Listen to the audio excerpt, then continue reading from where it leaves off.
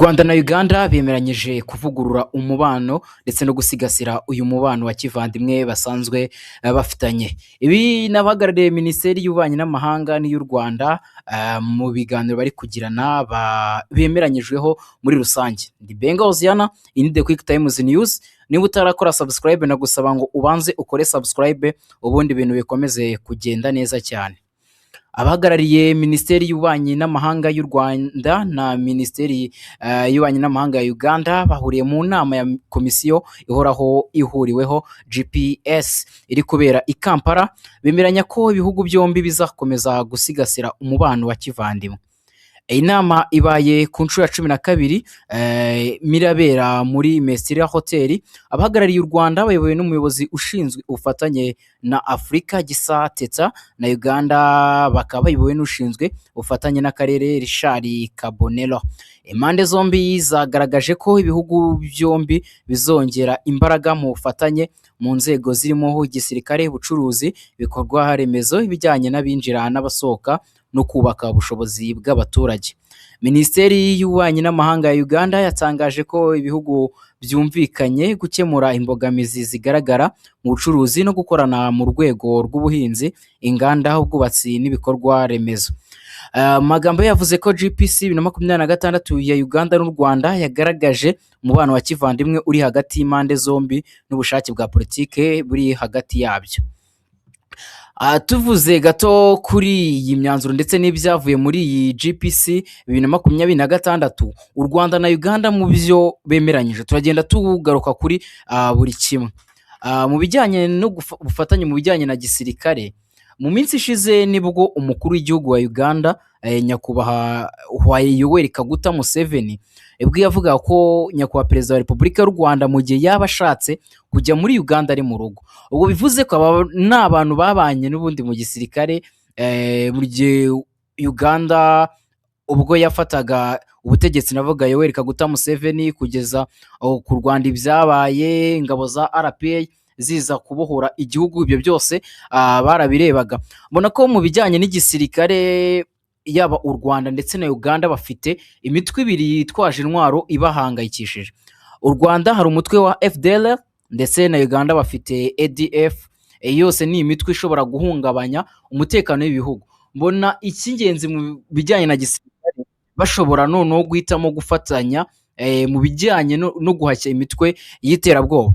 Ikindi kintu harimo amahugurwa ya gisirikare, nk'ingabo z'u Rwanda zagiye guhugura ingabo za Uganda, ingabo za Uganda zahuguye ingabo z'u Rwanda. Ibyo nabyo nibishoboka mu bijyanye n'amasezerano cyangwa se ubufatanye mu bya gisirikare, cyangwa se igihugu kimwe, kuko muri Bibiliya niho handitse ngo mitsi y'imperuka azabaho ngo intambara. Kuko kubemera Imana, ubwo nibo mvuze n'abemera bivugwa muri Bibiliya, bo bavuga ko intambara nyine ibyo bihe byahanurwaga muri Bibiliya bishobora kuba byarageze. Ariko nje nta kubitena buri ruhande bw'ibyo umuntu yizera, aho nta kindi narenzaho kuri ibyo ngibyo. Gusa biravuga ko nk'igihugu kimwe gitewe ikindi cyatabara, gusa nuko tuzi ko nk'u Rwanda rutajya ruterwa ahubwo rutera. Ego nuko nkuko bimeze mu bijyanye n'igisirikare. Naho mu bijyanye n'ubucuruzi, mu bijyanye n'ubucuruzi Uganda n'u Rwanda ni ibihugu bihahirana cyane, by'umwihariko binyuze ku mupaka wa Kagitumba. Bona noneho bashyiraho imirongo yugure cyangwa se bagashyiraho imirongo yagutse y'uburyo ibi bihugu byombi bishobora gukorana mu bijyanye n'ubucuruzi, harimo kujya bahana wenda ibikomoka mu Rwanda. Ubwo ndavuga wenda nk'urugero ibicuruzwa bikomoka ku buhinzi, nko mu Rwanda nimba hari icyayi wenda aricyo cyeze cyane, nyine bakajya babanza gusangira amasoko y'ubucuruzi cyangwa se biri hafi mu bucuruzi ibigezweho mbere y'uko bohereza mu mahanga, wenda kugira ngo ibyo bihugu bibiri batazagira ikijya kubigura bihenze kandi biri kuva hano mu karere. Nabyo mbona ari igishoboka mu bijyanye n'ubucuruzi. Ikindi baganiriyeho ni ibikorwa remezo. Ku bijyanye n'ibikorwa remezo, mbere na mbere u Rwanda na Uganda hari igikorwa remezo kiri mu mushinga bagomba guhuriraho, ni umuhanda wa gari ya moshi. Uyu muhanda wa gari ya moshi ntekereza ko mu bijyanye n'ibikorwa remezo aricyo kintu cy'ingenzi noneho bagenderaho mbere na mbere bakabanza bakiga ku bijyanye uyu muhanda plutôt wa gari ya moshi, ikorwa ryawo, umushinga wawo neza bakaba bawunonosora, kuko ni inama itagiye guhita irangira. Mu kanya ndaje ndetse nkubwira igihe izarangira ndetse n'ingingo z'ibindi bizigwaho. Naho ikindi bavuzeho muri iyi nama, ibijyanye n'abinjira n'abasohoka no kubaka ubushobozi bw'abaturage. Ubundi Uganda n'u Rwanda ku kijyanye n'abaturage b'u Rwanda wenda bajya muri Uganda cyangwa se abaturage ba Uganda baza hano mu Rwanda, ahanini ni CPGR wenda nk'uko uburyo bimeze muri Repubulika Iharanira Demokarasi ya Kongo, pasiporo nko mu gihugu cya Tanzania oya, indangamuntu ukanyura ku mupaka wa Kagitumba ukagenda, kuko no mu magare hano mu Rwanda imodoka zijya muri Uganda ziba zirimo, muri Uganda imodoka zijya mu Rwanda naho ziba ziriyo.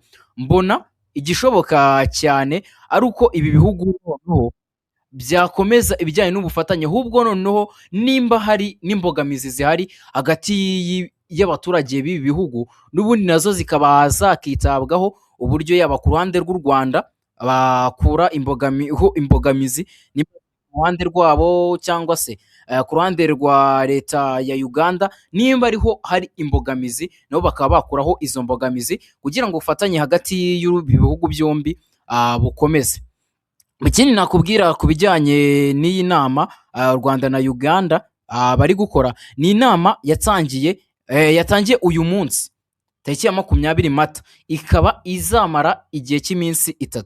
Ubwo n'uyu munsi tariki 20 Mata hakaza kubamo umunsi ukurikiyeho tariki 21 ndetse n'undi uzakurikiraho tariki 22, maze bagasoza imyanzuro igahita isohoka noneho mu buryo muri officiel, ivyo ibihugu byombi bishobora kuba byumvikanyeho, ibyo bagomba gukosora mu mubano wabo, ibi byose tugahita tubimenya. Ikindi biranashoboka ko nyuma uruzinduko cyangwa se iyi nama twabona nk'umukuru w'igihugu wa Uganda akora uruzinduko mu Rwanda, cyangwa se umukuru w'igihugu w'u Rwanda akaba yakorera uruzinduko muri Uganda. Ibi byose ni biba byitezwe nyuma y'uko habayeho ihuriro nk'iri ngiri. Gusa u Rwanda na Uganda ni kimwe mu bihugu cyangwa se ni ibihugu bimaze igihe kitari gito bafitanye umubano kandi uhamye, yaba ku ruhande rw'u Rwanda ndetse na Uganda. Nubwo yigeze kuzamo agatotsi, ariko uburyo umubano baje kuwubura bigaragaza ko n'ubundi hari icyizere gikomeye cy'uburyo ibihugu bizabana neza